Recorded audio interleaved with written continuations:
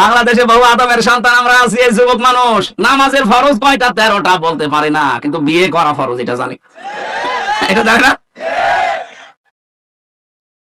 আল্লাহ রাব্বুল আলামিন বলেন বিয়ে করতে রাজি হও, দেন মোহর কই? দেন মোহর নেই। দেন মোহর নেই, বিয়ে করার শখ আসে কোত্থেকে? তার মানে আয়াত থেকে বোঝা যায় বিয়ে করার আগে আপনার দেন মোহর জোগাড় করা লাগবে।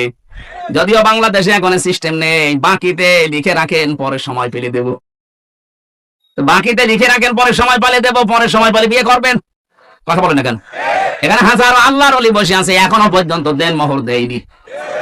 জনম বাকি, পুরা ফাঁকি। মাহফিলের সভাপতি ইঞ্জিনিয়ার সাহেব, কত আপনার দেন মোহর? কত?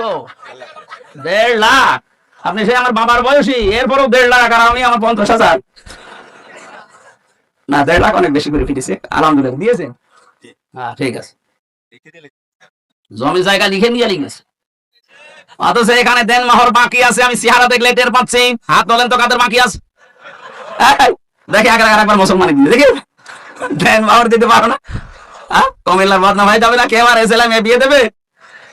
দেন মোহর বাকি আছে যাদের, না হাসি ঠাট্টার জন্য না, দেওয়া লাগবে। ওয়াতো হুন্না উজুরহুন্না ফারিদা, এটা নামাজ পড়ার মতো ফরজ।